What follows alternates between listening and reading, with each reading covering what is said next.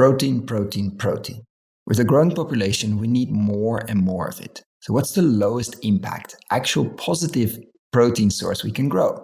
Of course, we cover ruminants grazing on healthy pasture all the time. But let's change scenery for a moment.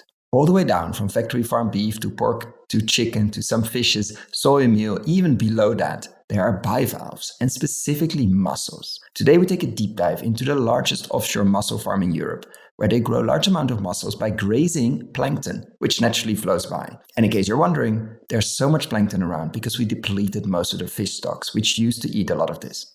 We learn all about how it is to build the largest mussel farm of the UK, how to deal with regulators who have no idea what shellfish farming even means. They think you hunt mussels in the wild. Why mussels are such a positive crop to grow, and why they can even restore natural mussel reefs, which used to be present all around the North Sea, until we started bottom-trawling. And finally, why politics are fundamental to a business when all of your crop grows fresh to mainland Europe. So don't mention the word Brexit, but we still talk about it, as the UK doesn't eat a lot of fresh mussels, so you have to export.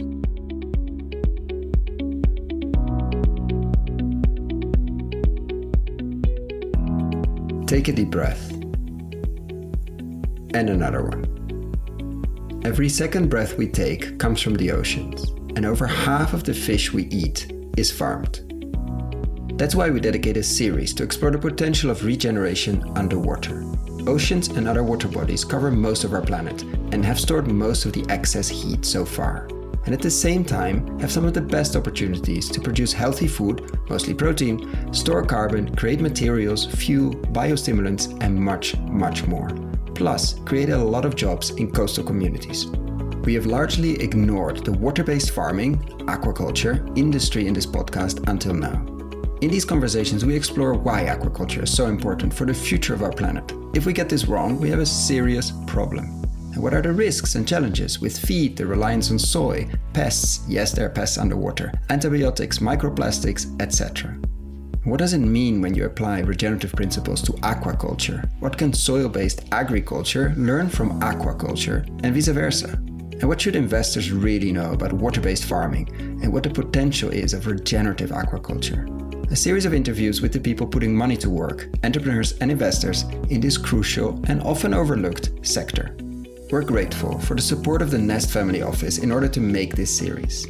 The Nest is a family office dedicated to building a more resilient food system through supporting natural solutions and innovative technologies that change the way we produce food. You can find out more on the Nest FO, that is thenestfo.com, or in the links below.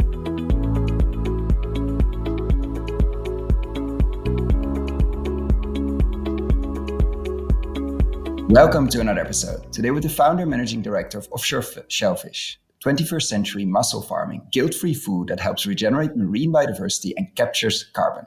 Welcome, John. Hello, how are you? I'm amazed how you put the guilt-free piece there, which we're definitely going to go into because I think people are looking for that and longing for that. But to start with a personal question, we always like to ask at the beginning, how come you spend most of your awake hours and maybe also your sleeping hours thinking about shellfish and thinking about and doing mussel growing? Like, what path led you to this occupation? Probably a fairly long story. I trained as a marine biologist at Bangor University back in the early 80s. But before that, I'd spent many years doing all sorts of jobs. I suppose historically I come from a farming background. Like my mother's family were farmers. But I've always had an interest in mussel farming since probably before there was any really in this country. I can remember when I was probably a teenager and got hold of a paper that was looking at the potential for doing mussel farming in the UK. So that was back in the mid-60s, late 60s. How come? Like, did you love eating them or did you love how they look? Like, how does that come on your plate, literally? I think partly accidental. I just happened to pick up the paper in the school library. But also, I've always been interested in rooting around the rock pools when I was a kid and fascinated by what you find. And when I eventually went to university in my sort of mid-late 20s. That was the beginning of the takeoff of a lot of aquaculture. Salmon aquaculture was just really sort of starting to kick off. Obviously, trout aquaculture had been around for a long time. Freshwater aquaculture of carp and so on obviously been going for thousands of years in the Far East, and to some extent in Europe. Wasn't particularly interested in the freshwater side of it, but I was definitely interested in what was happening in the marine area.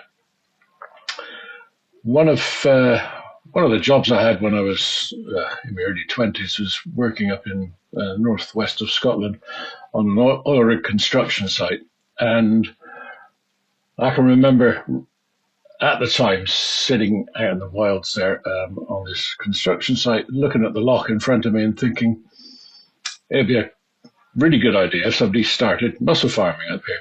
And it wasn't until quite a few years later, I'd graduated in marine biology. I'd done a dissertation on mussels and how they were affected by things like biotoxins and so on. And then, mid-80s, getting a job was not as easy as it sometimes can be. And I took the first job that was offered me, which was working in Imperial College in London. It was actually going back to what I used to do, which was mending concrete and testing concrete and so on. Which meant I had to live in London, which I wasn't a great fan of. And then one day I picked up an article in a magazine that was talking about what a couple up in Loch Etive on the northwest of Scotland, just about 20 miles up from Oban, what they were doing. And they were just starting to produce a few mussels on ropes. And I knew that the Spanish were doing it in a relatively big way then, and I knew it had been done before the Spanish on ropes by Venezuelan farmers, not long after the last war, I think, so in the 50s, something like that. But nobody was really doing it in any great numbers. So anyway, after I found that article, I gave the characters involved a call, so can I come and have a look? I think they sounded slightly suspicious of me, but they said yes, and it was a couple called Janet Church and Norrie Etherson, the sort of founders of the Scottish shellfish industry.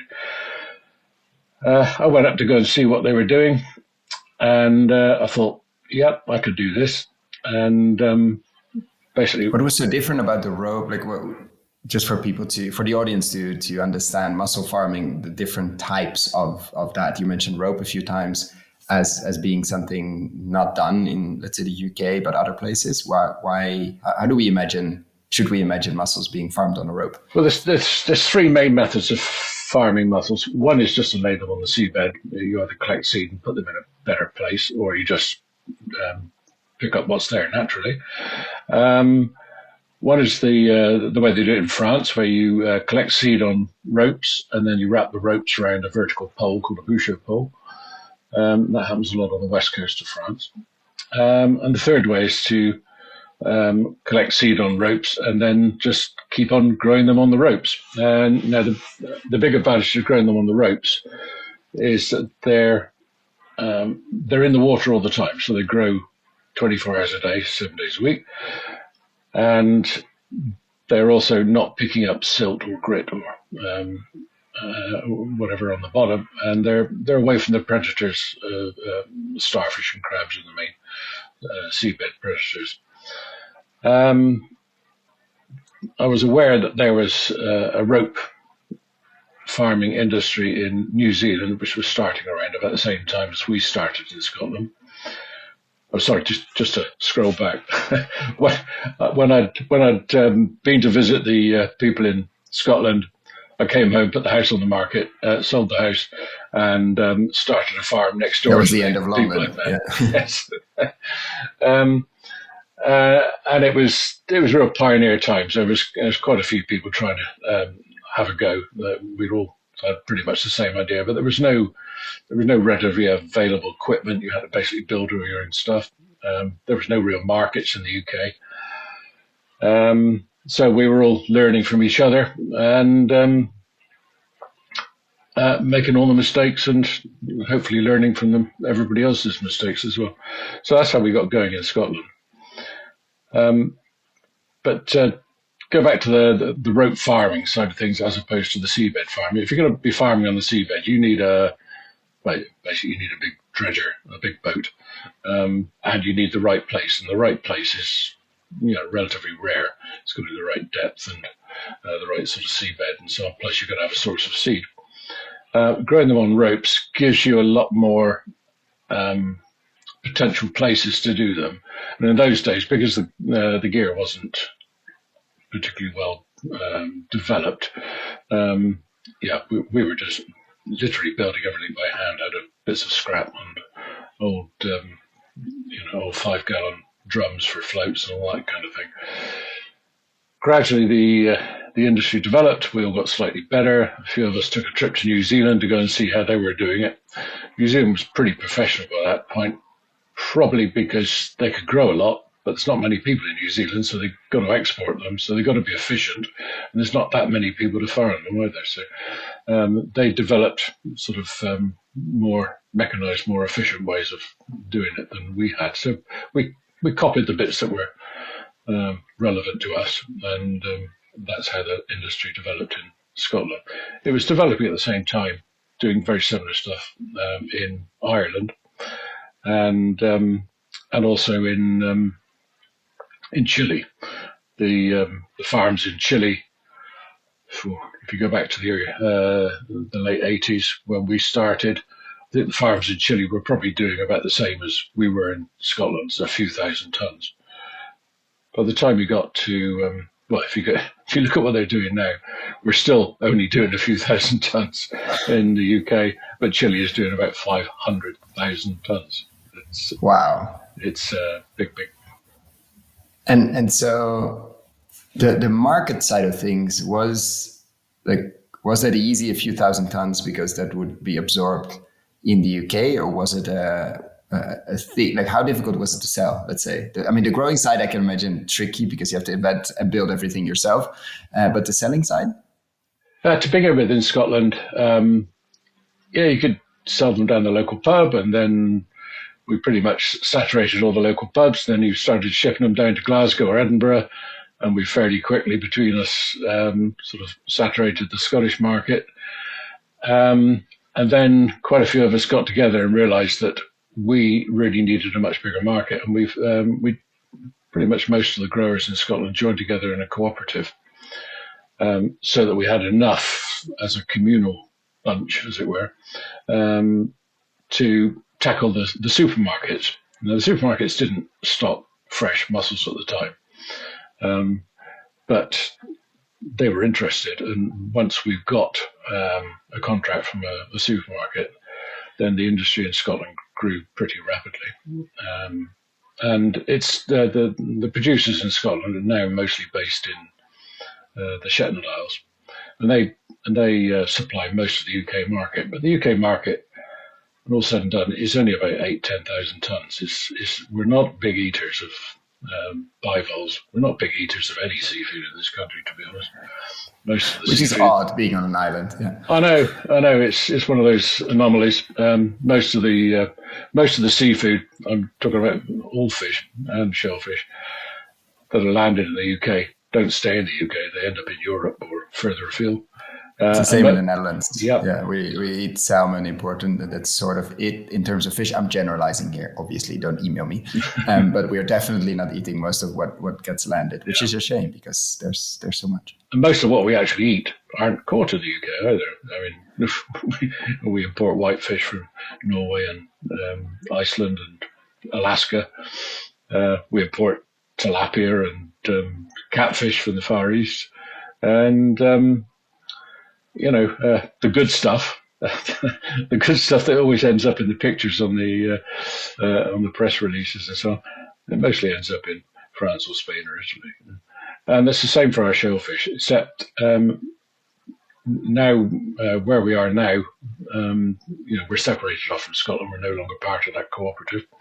They carry on supplying most of the supermarkets in the UK. But this brings us to the point where I decided to leave Scotland blimey, 2006, I think, we sold our farm in Scotland because I recognised we needed to get a lot bigger if we were to tackle the main market, and the main market is Northern Europe. Now, around about 2004, 5, 6, the production in the Netherlands had crashed. I think at one point it was up to well over 100,000 tonnes were coming out of the Oosterschelde and the Wadden Sea.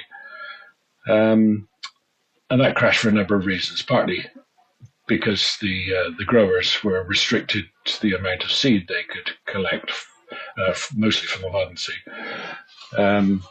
because they were competing with the birds for the seed. And it was not, because you're collecting wild seeds, right? That's how they were doing it. Yeah, that's how they were doing it at that time. So the seeds collected in the Wadden Sea and then grown on mostly in the Oosterschelde and some of it in the Wadden Sea.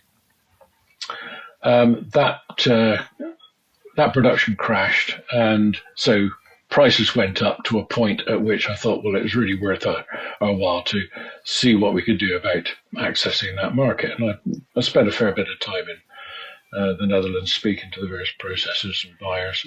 And yeah, they were interested. And your idea was that price would stay up, because if it's a crash, it might rebound at some point. But your hunch was, or your research, yeah, maybe we got there. I don't know. I haven't kept tab on the latest prices of mussels, but you saw a market there, a potential market, a longer term market, not just a nice 1 or 2 years because something happened in the Oosterschelde, the Westerschelde. It was partly about price. But to be honest, the base price is not a lot different from it is in the UK. It was partly about price, but partly about demand. And the thing that gets me up in the morning and really switches me on about this whole business is I'm producing food. I'm a farmer, I'm not hunting it. I'm growing it, and you can't get more basic than growing mussels. It's right at the bottom of the food chain. So I wanted to grow a lot more than we were growing in Scotland. I knew there was a limit to how much we could ever sell in the UK, and there was definitely a limit to how much I could grow in the location that we had. So I wanted to get a lot bigger, and so the thought that was always going through my head is, where do we go? Where do we go? And you think Scotland is a big place. It is. It's a lot of sheltered water. But there's a lot of other users as well. You've got a lot of salmon farms, you've got military, you've got scenic issues, and a lot of the space is actually not terribly suitable because it just doesn't grow terribly good mussels. So I knew because we had too cold, too rough. What makes a good spot for good mussels? It's like any animal; it's got to feed. So there's got to be enough food in the water. And the rate at which they feed is partly dependent on how much food is in the water, but also the temperature. The other considerations are also the practical considerations. So now, although Scotland, west coast of Scotland, which is where most of the farming went on, is a big place. It's made out of lots and lots of small spaces. So if you want to use a boat in one lock, it means you can't then go and use it in the next lock or the next lock because you might be restricted by weather to get there and so on. So we couldn't really grow that much bigger where we were in Scotland, and I recognised that we needed a much bigger space. And obviously, going offshore was is a possible way of solving that.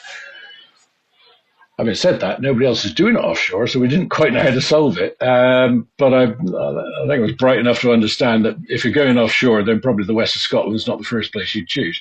It's pretty wild. Very rough. Yeah, it is. Yeah. If you're ready to lose most of your mussels and lines regularly, then it's. Well, it's less about losing them and more about just access to the farm. Getting to them. You mean with the boat? With the boats, it's the further offshore you go, the more tricky regularly to visit and harvest and check. Yeah. We spent a long time looking at other areas, and I was quite interested in. Does that mean you driving basically down the coast around the UK trying to find places, or how does that work? I think Google Earth came into play here. Getting out the charts and having a look at each area and so on. And I come from the West Country in the south of England originally, and I quite fancied the idea of moving back down south. And we looked at a lot of areas, but one of the areas we looked at was where we are now, it was Lyme Bay. And there is no such thing as a perfect place. There's places that have less negatives than others, or fewer negatives. And this was good enough in terms of feed in the water, temperature, pollution. I'm imagining roughness. They did tick those boxes. Yeah, it's all that and access. You've got to have a harbour. You're going to be using a boat. It's going to be a fairly big boat, so you need a reasonable harbour to deal with. And sort of one of the main outstanding things going through my head all the time is you need to find an area where the water is not just clean, but is recognised as clean. That's a very important point. Yeah. Because we'll get to that in terms of feeding and filtering, which is one of the amazing things bivalves do. But then there's always that little voice in, I think, consumers and my head as well. Okay, what does it mean? Where does the filtering thing go? So it needs to be a sea or a bay that people at least don't connect with any pollution. Exactly, yeah. The whole image of shellfish, or particularly bivalve shellfish, oysters, mussels, clams, and so on, is closely sort of related to the water they come from. And I guess I had a choice of, sticking the farm up the Humber estuary, which is very fertile, or putting it in South Devon. And if you know anything about the English coast, then South Devon sounds nicer. That's one consideration. But also, Lyme Bay was pretty much the best area we could come up with in terms of the configuration of the seabed, the way the currents moved, in comparison to the way the wind moved, the distance from harbour, the access to the road network. There was a lot of things that came into play, and we eventually settled on Lyme Bay, and then we went through the process of applying for permission to do it. Mm-hmm. And that's where we had a Let's talk about that.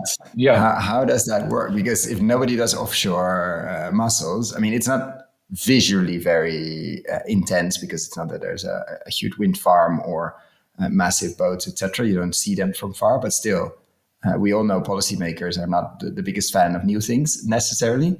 So you knock on the door in South Devon and say, okay, we would like to start an offshore mussel farm business, and quite big, because we want to feed a lot of people. What was the reaction? Mixed. The seabed in the UK is owned by the Crown Estate. Of course. So you need to rent an area. So I went, my first stop was to go to the Crown Estate and said, look, this is what I want to do. I think the basic reaction was, well, we don't have any reason why you shouldn't do it, but you're going to have to tell us some more about what you're going to do before we say yes. The other people we had to speak to at the time were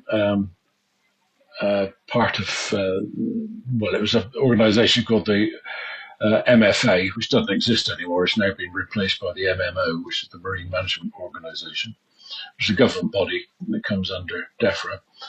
So essentially we had to get a lease from the Crown Estate, and we had to get a permit from the MFA. The process for both of those was just not clear, because nobody had done it before. So we had to do a lot of consultation, and then we had to do a lot of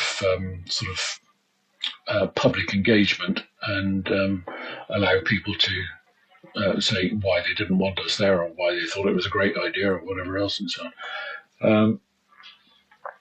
Ultimately, the Crown Estate, they charge us rent, so they make money out of it. So they were pro what we did, we'd known them a long time because of our engagement up in Scotland for 20 years. So we knew the characters, and we knew the things that would be asked.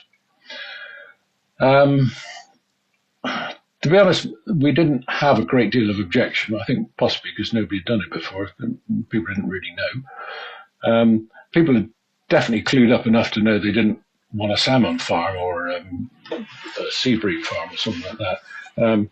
Not entirely sure why, but that's not my subject. The main reaction was from fishermen who would not be able to tow trawls or dredges through the area.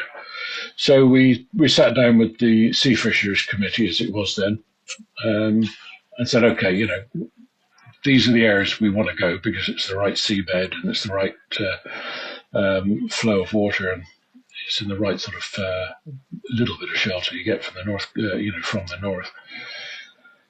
And we identified areas that were not fished particularly heavily. And the main reason they are not fished particularly heavily is because they had been fished particularly heavily and there was nothing left. Yeah.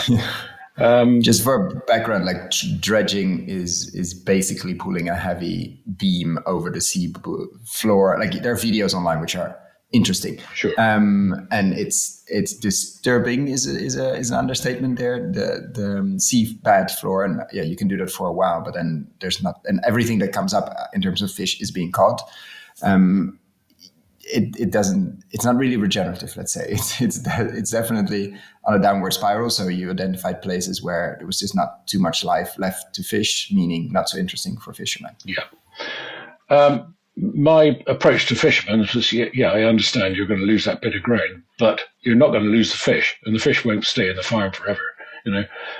They swim out and so on. And that was our position 12 years ago, 14 years ago. Is there any like research suggesting that mussel farms help with fish stock, like Well, our long experience in Scotland, just from looking over the side of the boat and putting a hook over now and again, you knew there was a lot of fish around your lines. The fish congregate around the lines. There's other things that grow on the lines as well as mussels. And the fish come in to come and take them. Plus they get a bit of shelter. It's almost like a fad that they use for attracting tuna or something like that. But we went through all this with the Crown Estate and the MFA, and they asked us to go and speak to Natural England, or English Nature as it was then, to see what they thought. Now, they were pretty suspicious that we were going to damage the natural environment. I had to point out repeatedly, it's not a natural environment. It's a bit of seabed which has been trawled for 100 years. It's not particularly natural. But we agreed in the end that what we do was survey all of the farming area before we put anything there at all, and that's what we did. It was a pretty intensive survey. And we've continued that survey every year since. And that's with a team from Plymouth University. It's entirely independent of us, other than the fact we pay for it. We don't influence what goes on there. The actual sampling plan is determined, or was originally determined by Plymouth University and Natural England, and we've followed pretty much the same sampling plan ever since. We sample the seabed for what's living in the sediment, the sediment size. We sample what goes on above the sediment, so they put down a lot of video, baited video traps so they can see what's swimming by. They sample with video what happens in the midwater. They sample the chemistry, and they do that in multiple places within the farm, but also in multiple places at sort of a near control, and also again at a far control. So we have a huge amount of data. This is carried on 12 now. years. Wow. Yeah, it's been going on for 12 years now. I'll maybe get onto that in a minute. There's quite a lot of publications coming out on that. What we saw when we put the cameras down that very first year was, well, we could see basically a lot of hermit crabs and virtually nothing else. There was, I think I watched about 20 hours of video and scarcely saw a single fish. if you put a camera down there now, depending on the time of year you put it down, sometimes you can't see anything because of the fish. It's just crowded with them. If anybody goes on our website, you can see plenty of video there. The recovery of the farm has been, I kind of predicted it. I was hoping to see all this, but it's been very gratifying to see that things have gone from being a fairly unproductive bit of seabed. Now, though some of the fishermen originally were quite anti what we were doing, not necessarily because they wanted that bit of ground, but they just saw it as a sort of foot in the door, and before they knew it, the whole bay would be covered in mussel farms. It's not the case at all. But some of those fishermen now think we're the best thing since sliced bread, and because of that regeneration, because of the life, they're came back. There are fishermen there that are very happy to fish around the edge of the farm and catch whatever's sort of escaping from the farm, leaking out. And there are some who still try fishing in the farm, although that's now illegal. It's a bit of a sore point, but sometimes they damage our gear, and it's not something we welcome, but it's something you sort of got to put up with. But the regeneration, when I was studying various possible areas, and I wish to heck I'd kept it at the time, but I came across a dive record from about the 70s, and I seem to remember it was a dive club for the Midlands in England that had been diving on the area, and there was reported that there was big shellfish beds down there. Now, when we put our first video down, the one thing we never saw was a mussel. There was there's no mussels, but you couldn't see any. There was nothing of that. It was just soft mud, pretty disturbed, and you could even see the trawl marks sort of going across the farm. So we thought that there had probably been, shellfish there before. When you pick up sediment grab, you could often find the old shells of animals long dead, and then there's a paper come out this year. I'm trying to remember the name of the journal, but I can give you all this later if you like. Yes, please. We'll put it in the show notes. Yeah, sure. But it's showing how the seabed has recovered. We're now on our third PhD study going on the farm, and it's the same team all the time, all the same supervisors, and they're bringing in different PhD groups each year. Because it's such a fascinating case, of course, for them as well. It is. It was pretty unique. I don't know of anywhere else in the world that's done what we've done on the scale that we've done. There are other offshore farms, particularly in New Zealand and China, but I don't know that anyone studied it in the intensity that we have. So the evidence we've got now is that, yes, things are recovering. We look at the biodiversity amongst a whole range of other things. We see how the biodiversity has changed each year.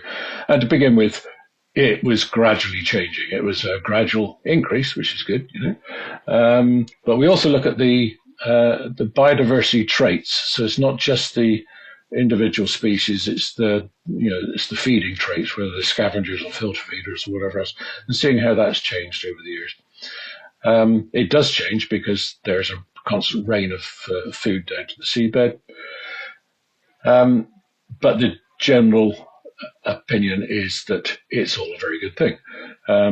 That was something that people at Natural England and even the Marine Biology Association were suspicious of. They were really concerned to say it's not natural. And I never try and pretend what we're doing is natural, but a lot of the things we create are a pretty good alternative to natural. The one thing that we've shown over the last few years, though, because there's a new project called Ropes to Reefs, which is partly sponsored by us with all our background information, but also is sponsored by the government. through a DEFRA grant or an MMO grant rather.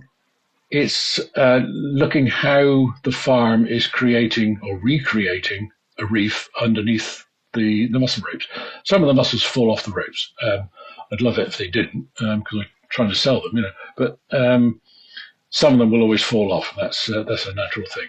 And it's not just mussels. There's a whole load of other things that fall off with them.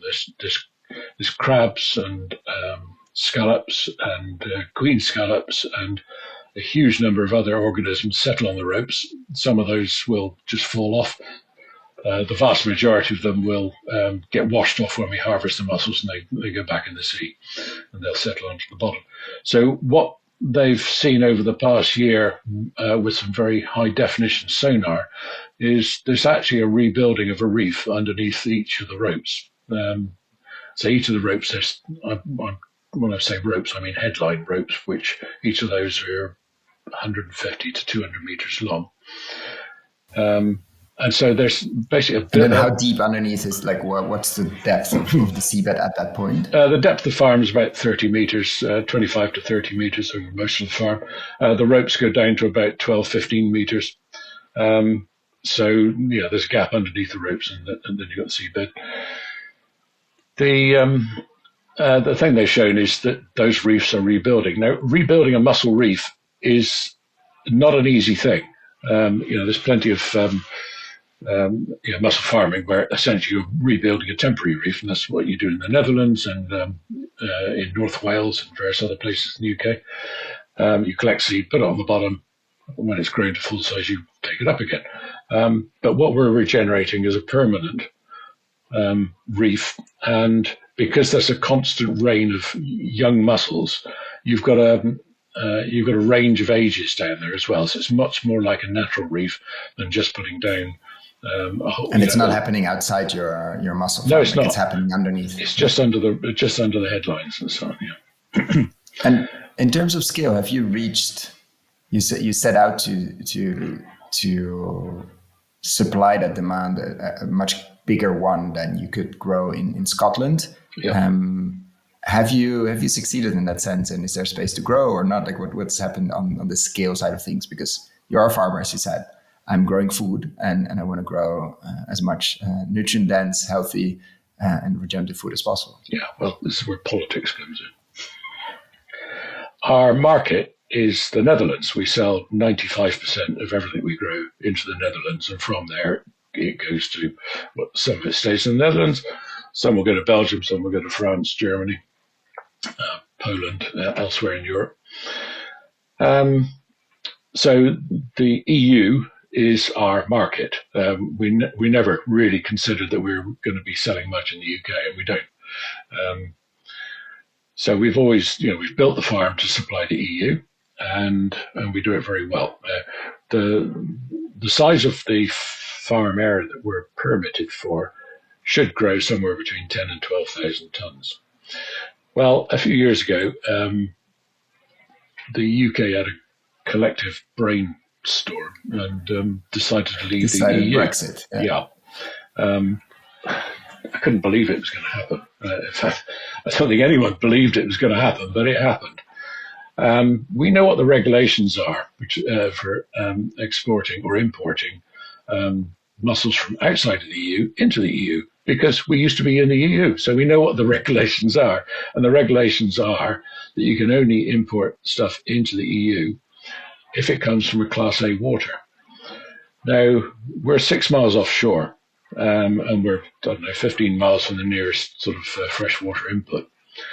But we do occasionally have an odd blip in the readings, maybe just once a year or something like that. But that potentially could reduce us from a grade A to a grade B water. And if we're grade B, we can't access the EU market. So although we haven't, apart from the first few months of Brexit when we were shut out for about 6-7 months because we were grade B at the time, we've been grade A ever since. But the potential is there for us to revert to grade B. Is there, and the fear, yeah. And that has basically meant the investment has dried up. Although because we've now managed to keep going for this long, I think we're a bit more confident that we can carry on exporting, and we're preparing to expand the farm up towards its top limit. At the moment, this year we should do about 3,000 tons, which I think as an individual farm, it probably makes it one of the bigger ones. Certainly as big as in But you have UK. space up to 10, 12, which means significant growth. Let's say you're confident to do that. Yeah. How easy is that? Is that mostly, it's a lot of ropes. Do you have, like, infrastructure-wise, seed-wise, like, how would you do that? Is that a thing over multiple years? Is that different than in farming? Like, how would you go about if you would say, okay, I have a guarantee will be A for at least a year or two? How would you then go about growing or scaling? The size of the farm just depends on how many ropes we put in the water. The seed that we collect comes from the farm itself. So we collect all our own seed. We don't rely on anybody else for our seed supply. Some years it's better than others, but it's always been sort of okay. The next thing that controls it is your floating infrastructure, the boat. We've got two big vessels. One is the main harvesting vessel.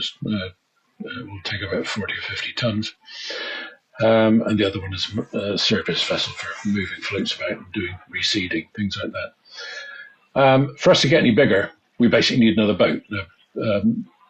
It's a boat that's got to be operated offshore. It's going to be a big boat. Big boats offshore are quite expensive. So if you're going to get another boat... In the range, just to first of all, what's a big boat in terms of size? And second, what's the cost? I mean, we know that the tractor costs have gone through the roof over the last decades, mostly because of size and computers and all of that. But when you say an expensive boat, what should we imagine? To do what we do, it's got to be a very specific sort of boat. It's a specifically designed catamaran.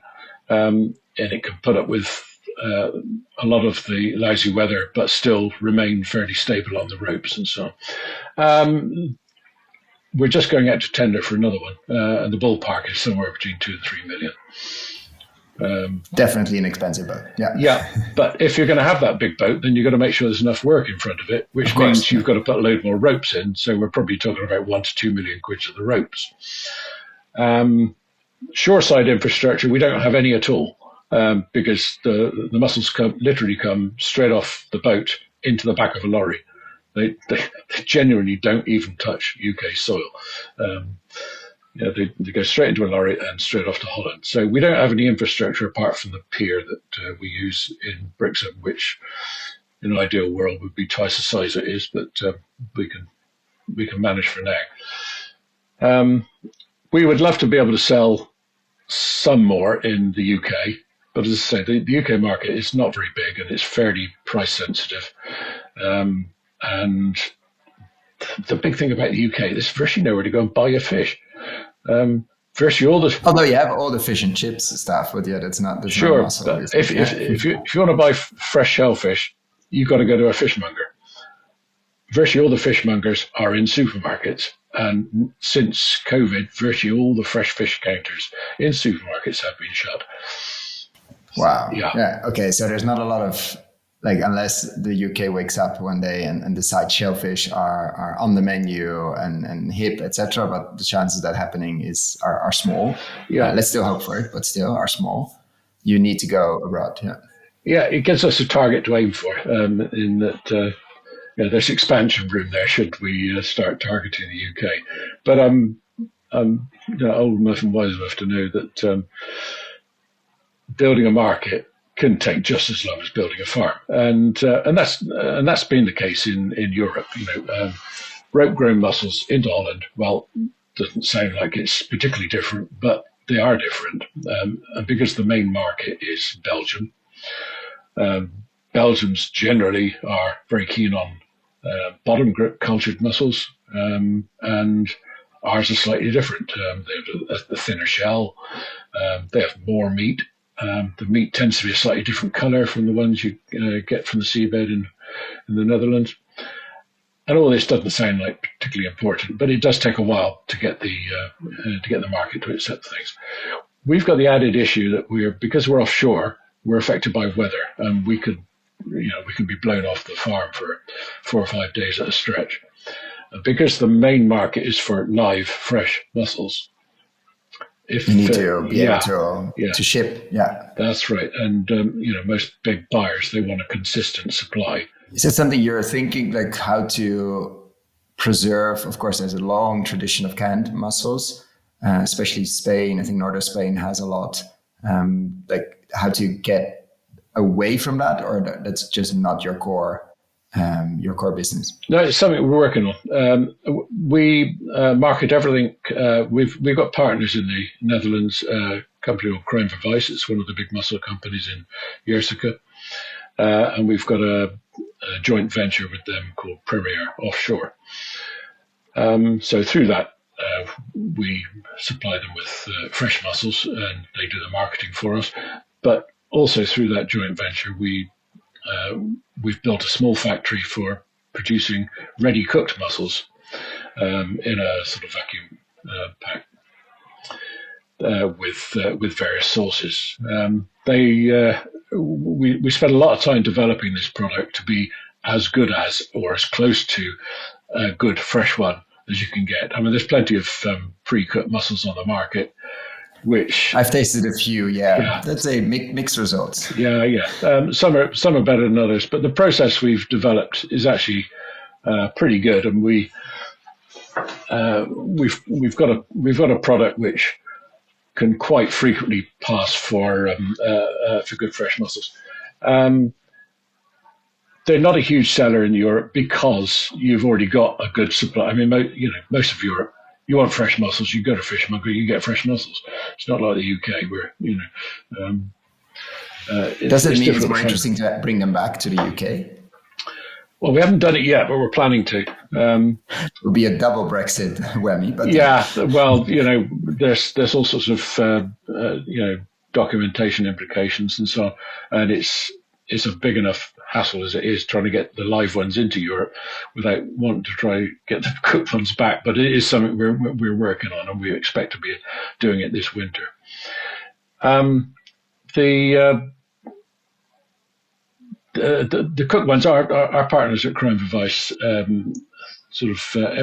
every other year there's a shellfish conference, Niltians, and we go to it each time, and there's a lunch for everybody, and I think it was 3-4 years ago, our partners Crime for Vice were the ones who were sort of supplying the mussels for the lunch.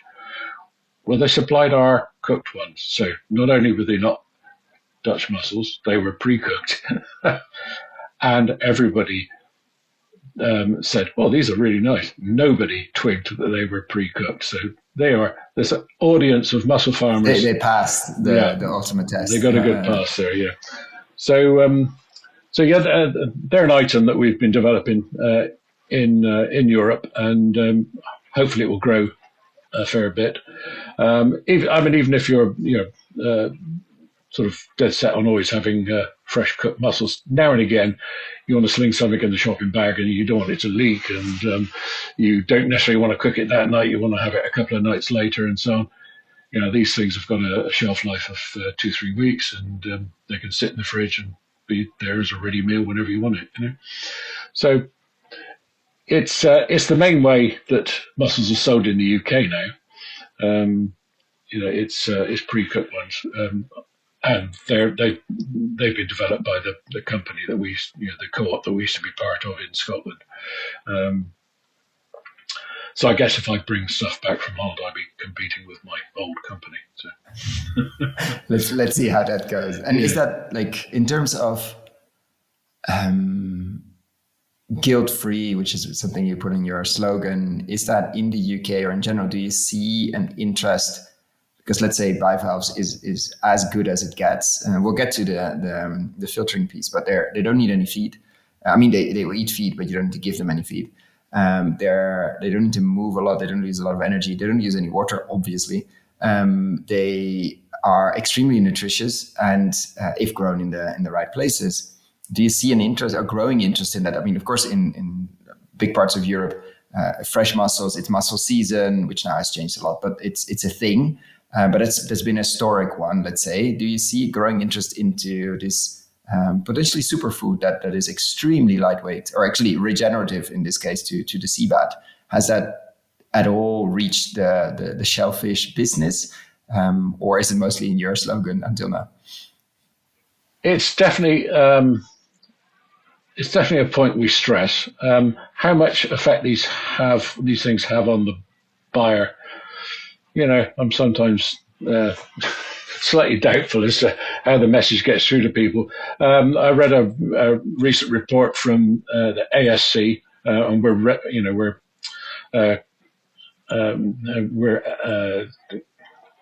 what do we call it? Qualified. Certified. We're certified. We're certified ASC. We're also certified as organic. But the recent report by the ASC was very much that people still select what they buy in the supermarket on price and whether they like it or not, which is fine with me. We want people to like the things. If the sustainability side of things is the hook that gets people to try them, then they will continue buying them because they like them. No one's going to eat something, however sustainable it is, if they don't actually like them or if they're too expensive. So we're in the right price bracket, and I like them. Most people like them. It's maybe getting stuff in front of people. So there's that side of things. But also in the UK in particular, people are just getting more and more divorced from where the food comes from. It's not just seafood. It's you ask.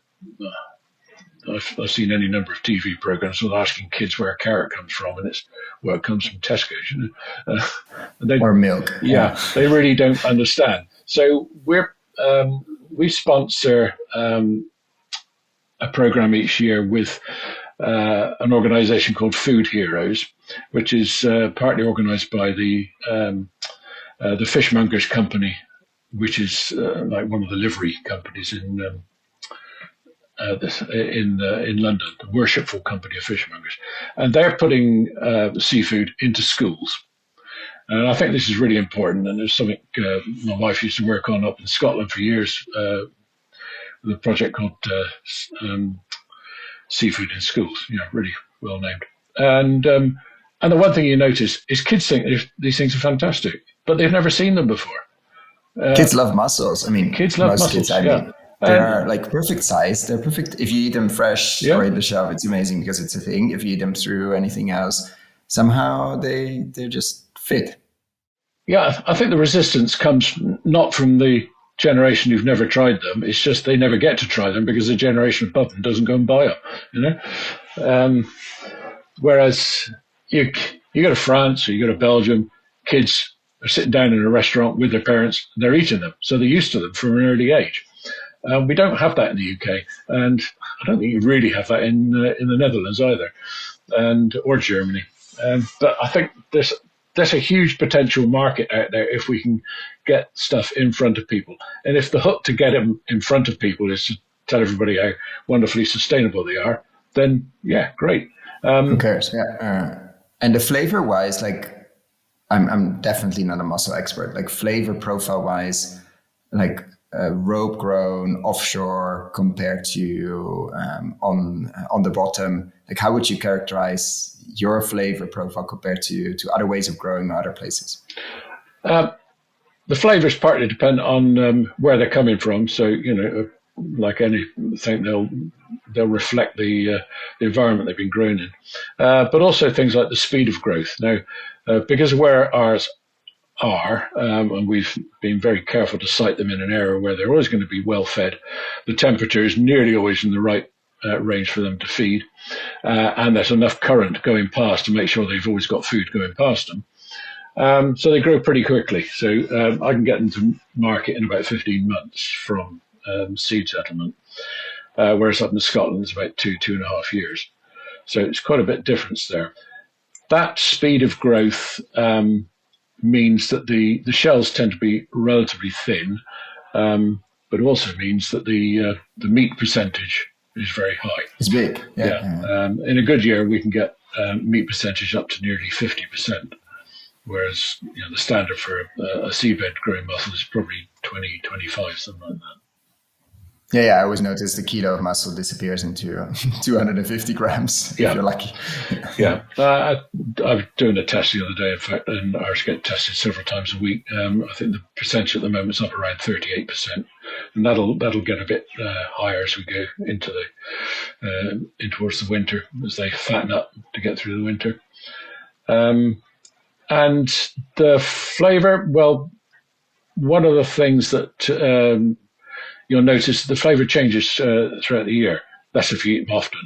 I eat them probably several times a week, so I notice it. The life cycle of a mussel means as it's going into the winter, it puts on weight as food storage, and the food storage that you have in mussels is not fat and it's not carbohydrate. It's glycogen, which is kind of in between the two.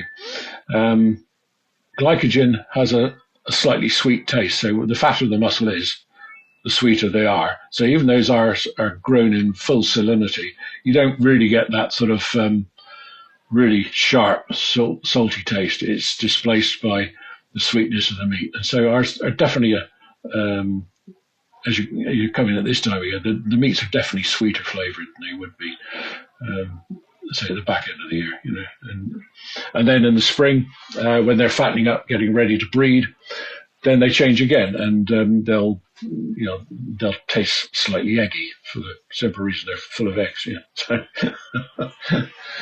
What's your favorite moment of the year tasting them? Probably October, November. That's I think their peak. And how do you prepare them? Do you eat them raw?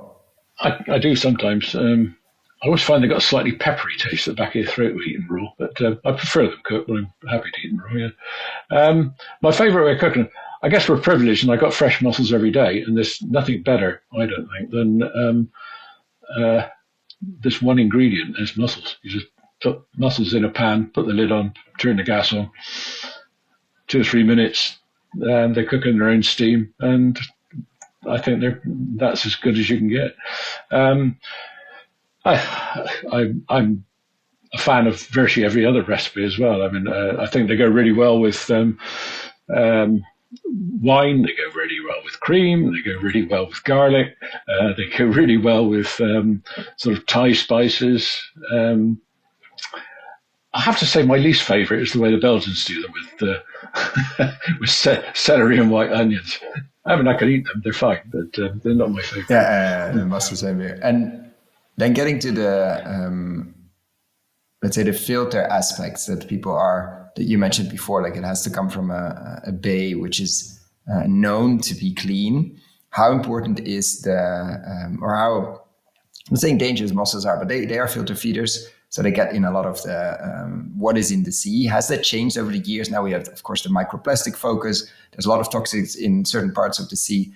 How do you even test this? What do you tell people when they come to you and say, yeah, but what about the filter? And do I want to eat the filter of the sea? Yeah. Well, that's part of the reason why we are where we are, offshore. We're well away from the influence of the coast, or as far as you can be. They're tested. Every load that we send into Holland is tested for E. coli, another bacteria.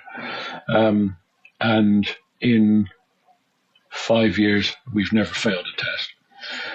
They're tested over here by the statutory authorities once a month for the same thing, and mostly we pass. We've got a slightly different way of testing them in this country compared to the rest of Europe, so particularly compared to Holland. So the results we get will differ slightly, but so far, they've always been clean.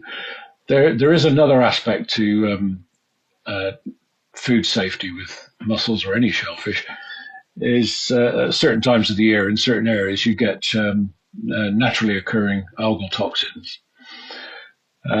For us, that period runs from about May till about now. So we test every week for those.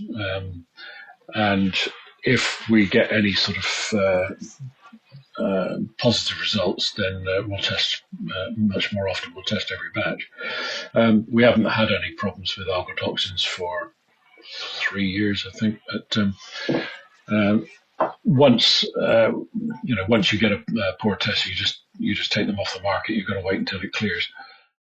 So you basically leave the mussels in and you wait until the tide changes. Yeah, they'll flush themselves out within a few days or a few weeks, depending on whether the toxins are still about. But it's a fairly rare occurrence for us. Is that an issue for the sector in general, like the toxins, etc.? Yeah, it depends where you are. The further north you go, the more problem it seems to be. So they get quite a lot of problems up in Scotland, particularly in Shetland, which is where most of them are grown. So they're very rigorous with their testing there. West of Ireland, you get a fair bit of toxin problems. There's a number of different toxins. It will depend on where you are, which algae there is in the water as to which one you've got. And I think up in Norway, they've always been plagued by algal toxins. So that's why the industry's not really ever taken off in Norway. But I was just going through figures the other day, and since we've been running this farm, we've sold nearly 1 billion mussels, which is quite a lot of mussels. Wow. Any one of those could have hurt you if it was contaminated, and we've never, ever had a food safety problem.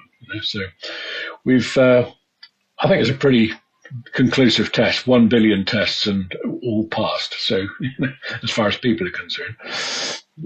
So I think we're pretty safe where we are, but we still got to comply with all the regulations. So that's where the issues come in. And switching gears a bit to the financial side or the financial world, let's say we have quite a few listeners that work in there, either managing their own wealth or other people's money. Let's say we do this in London. I mean, you don't want to be in London, but let's say we do this in the city. In a theater there, and of course people learned a lot. Maybe we've made them taste it as well. We do it live in front of an audience, and they are enthusiastic, but you want them to remember one thing the next day. Probably potentially also do something about the shellfish, about mussels. What is the seed you want to plant? What is the one thing you want them to remember from an evening learning a lot about the business of mussels in the UK? It's food. I know. There's a big sort of increase in the number of potential blue investors out there over the last few years, particularly following the various SDG goals. And yeah, I can see they're sort of focused on the kind of thing we do, and they're focused on maybe seaweed and all the other non-fed bits of aquaculture. But at the end of the day, it is food. It's not it's not a high-tech unicorn. So food's never going to go out of fashion. You're always going to be able to find someone to buy it because it's food. Are we going to increase in value by 1 million times over 5 years? No, it's food. The demand for food is always going to be there. Is it suddenly going to get far, far bigger? Well, yeah, certain things like, you've got a thing like Coke or whatever, it's no different from 1 million other things like it. It's just got bigger marketing budget, So, but it also didn't happen overnight. So yeah, the chances of a food. Yeah. And an awful lot of what's out there in the food market, to be honest, is not even food. It's food-like substances. Yeah, I think is the official term. Yeah. This is food. It's real food. It's produced naturally. People are always going to want to buy food. Yes, what we do is relatively high risk because there's not been that many people doing it. We sort of a lot less risk than we were 10 years ago. We had 1 or 2 disasters in the early days, mostly technical side of things, but we've ironed out most of those, and I can be pretty sure we're going to carry on sort of making it more and more efficient and more reliable way of doing things. So what's then the biggest obstacle? If somebody would say, sounds amazing, is that the political side, import act? Like, what's the biggest obstacle for you to scale? At the moment, it is politics and finance, and the two are closely tied together. People are going to keep their wallets shut when they think there's a possibility you might be shut out of your market. And I understand that, but we're sort of getting past that now. As I said, we've now had, 5 years post Brexit, and we're still going, and still increasing. So there's that side of things, but also the technicalities of what we do. So why don't we expand? Well, we can. But it's got, I'm not daft enough to think you can do it overnight. It does take a while. People are another issue. You've got to get the right people. It's not everybody's cup of tea to stand on a wet boat for 12 hours a day, shoveling mussels around the place. I'm getting a bit long on the tooth for it, but I love it. It's the whole idea of what we do. We can produce food literally from nothing. It really switches me on, and I know it's what drives several other people. My son is the main operations guy out of the farm right now. My daughter is the marketing person. My wife is deals with all the administration and the PR and keeping the rest of us in line. So it's a family business, and I guess we need to be able to start thinking beyond family and stepping beyond that. And that's a process we're going through at the moment. It's I guess it's difficult for any investor to come into what has been a family company for a long time and find their place and get a deal which satisfies both ends. So, yeah, no, of course. But it's also been done many, many times before. Like Sure. This is not a process like many industries or many family businesses have, for good reasons or not good reasons, at some point gotten outside investors on board and use that to grow and scale. And what if we flip the position at the table, let's say, and you wake up magically tomorrow morning with quite a large fund, an investment fund to put to work. Let's say it's £1 billion. Doesn't have to be all in aquaculture, obviously. It could be. I'm asking this question because I'm curious what people focus on. What are big buckets that people would deploy? I'm not asking for exact. This is obviously not investment advice, but I'm not asking for exact amounts. But I'm asking, would you invest in machinery? Would it be the seed side of things? Would it be market? What would it be brands? Like, what would you focus on if you had to put a lot of money to work? I think I'll probably spend a fair bit of it on lobbying and trying to get the legislation a bit more usable. The shellfish industry generally is a complete sort of mystery to whether it be investors or regulators. We're not a huge industry, and I've struggled over the years to get even people in government who do have an interest in us to get it through their heads. We are not fishermen. We are farmers. It's a very, very important distinction. Somebody who rears cattle, you would never sort of liken them to somebody who went out with a rifle shooting buffalo or something. It's an entirely different thing. It's interesting how that transition hasn't landed in many places yet. Going from a hunter-gatherer society to agriculture, we've done it a long time ago and with mixed results, to be very frank. But at the same time, that's in our head, and we on the land side, we know how to manage it. The policy side, for all it's there, and at least it's developed, and it needs to be changed because a lot of things we would like to do on land are not allowed. But in the sea, it seems completely lacking because it's just we've not made that, because the aquaculture space in especially the global north is relatively new, except for salmon, but only that's very young as well, which we discussed in another interview. So, but it seems to be completely, maybe you don't see it. It's like far, you don't really, very few politicians probably run an aquaculture farm on the side. Like many have a farm, at least a hobby farm, and sort of understand roughly what it entails, something somewhere. And so the distance is just enormous. I think to say it's, I think you're making too much of a generalization in that, one of the things we hear pretty relentlessly is, more than half our seafood comes from aquaculture. You look at those figures, very little of it is being produced in the West. the vast majority of that aquaculture has been done for hundreds, if not thousands of years in ponds in China and Indonesia and the Philippines, in India.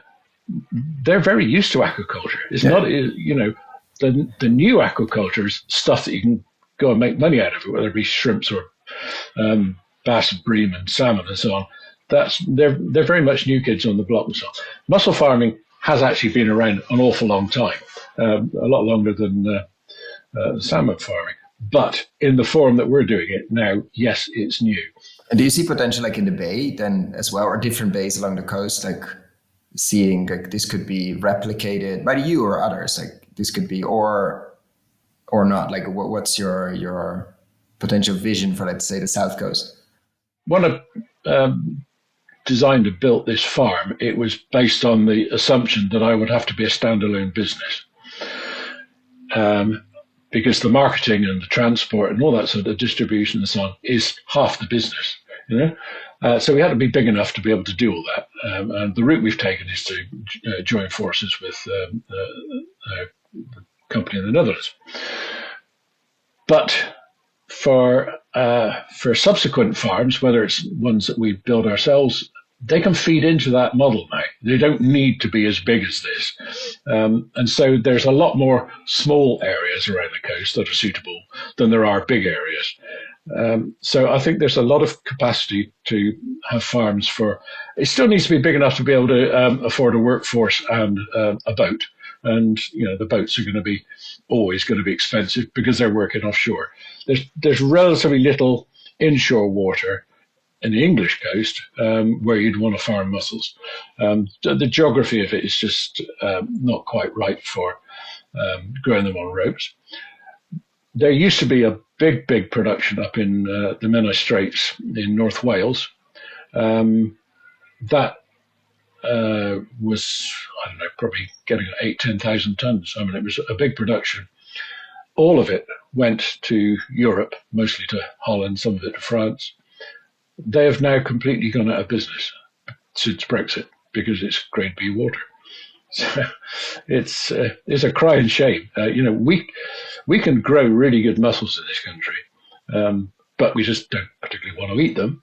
And the industry has always been based on export, and now that export has been taken away for some of those companies. It's it doesn't affect us directly, other than the fact that we're a bit of a lone voice these days. There's not that many other producers left in the country. So if I want to grab hold of an MP or minister or whatever, I'm just me. It's really difficult to get any attention. So there's that side of things. So going back to what would I do with £1 billion or whatever? Yeah, I would spend some money on lobbying. I would definitely spend some money on marketing. And even in Europe, the consumption has dropped quite considerably over the years. I think possibly because when production dropped 15, 20 years ago, the price went up and it's never really come back down again. I think restaurants have got used to the fact they can shift them at half as many but at twice the price, and it's less work, same money. But there's a job to be done there to promote that. If I had unlimited funds, I'd buy all the local water companies and make them deal with their sewage a lot better than they do now. Not necessarily because it affects us, but it just affects the whole concept of eating shellfish. And people are nervous about it because they've got a relentless diet of bad news stories about sewers overflowing and things like that and so on. It really doesn't help. To go to the source of pollution, potential pollution and the image. But as far as the rest of the world's concerned, what we do, because of the fact we're in the UK, wages are high, things cost a lot of money. There's a limit to how low a price we can accept and still make a profit. But the actual technicalities of what we do could be reproduced elsewhere. And there are more productive bits of water around the world than this, whether it be in the Far East. It is coming. You can see rope cultured mussels in Thailand and Vietnam growing quite rapidly over the last 10, 15 years. But what you've got there is a very cheap way of producing a base protein. Now, I think the best thing to do with the mussel is to eat it fresh.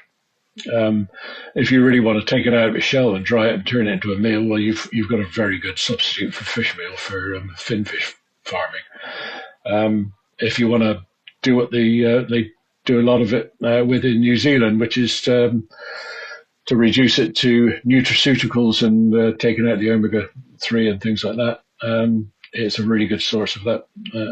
So there are an amazing number of things you can do with the meats and so on. And that's barely even looking at what you would do with the shell. I mean, obviously you've got a shell which absorbs carbon.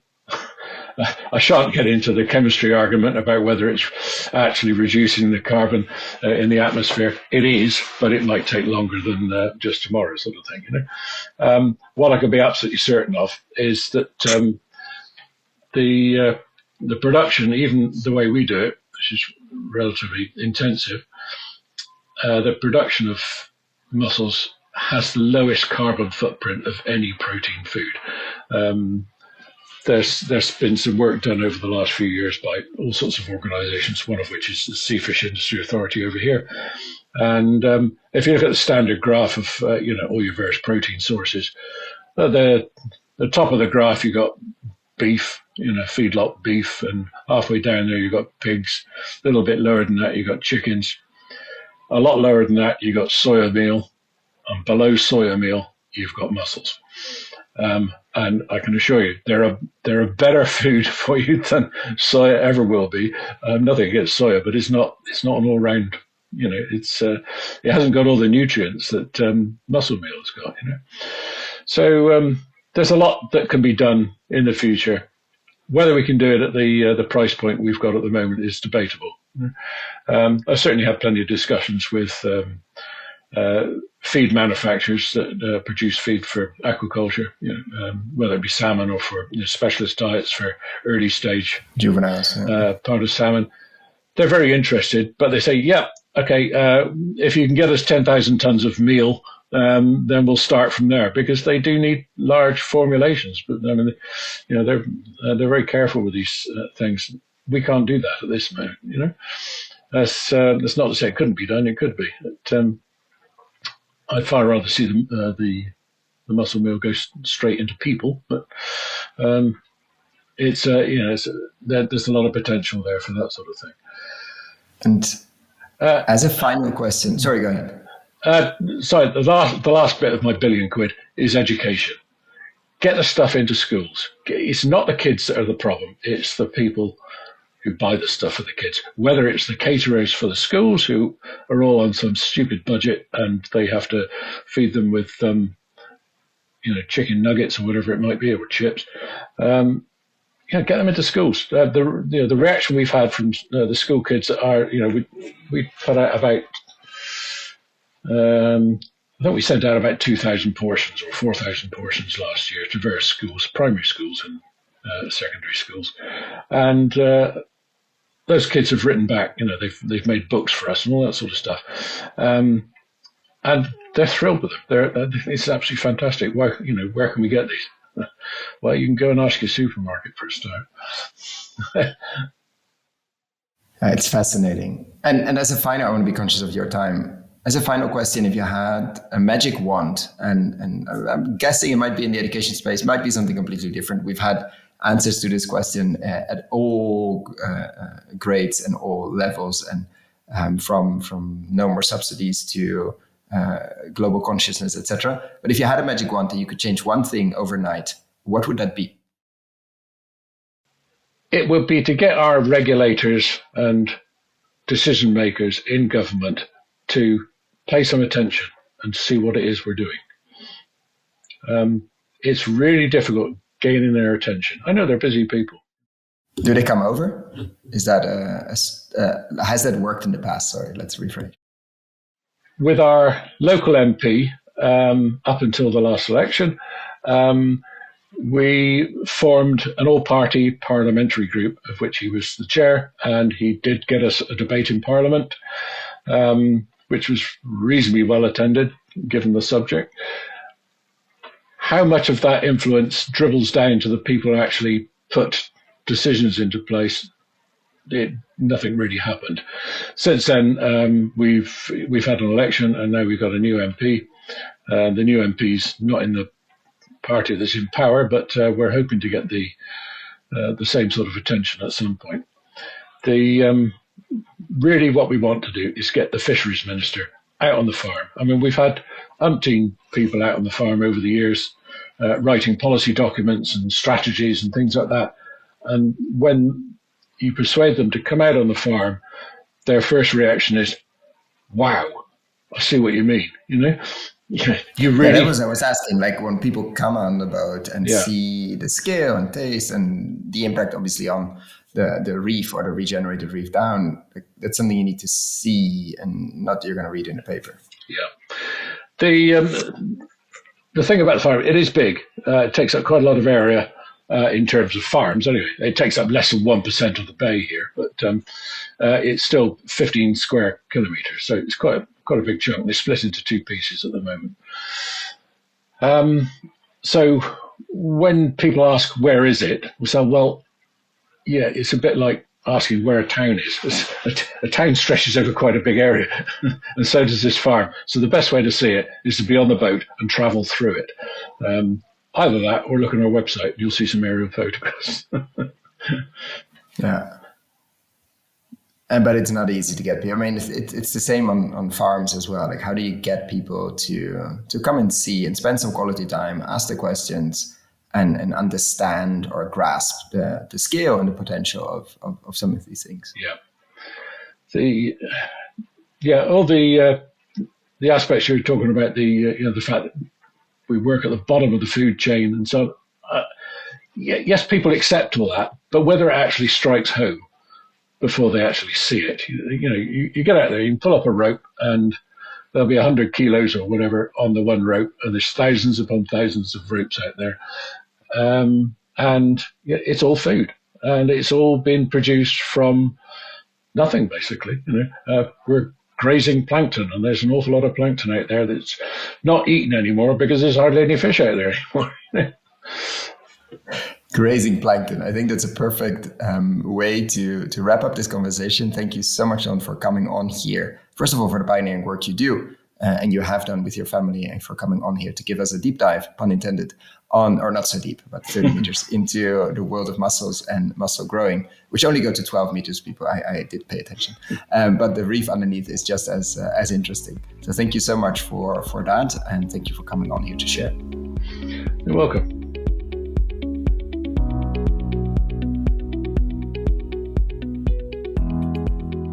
Thank you so much for listening all the way to the end. For the show notes and links we discussed in this episode, check out our website, investinginregenerativeagriculture.com/posts. If you like this episode, why not share it with a friend or give us a rating on Apple Podcasts? That really helps. Thanks again, and see you next time.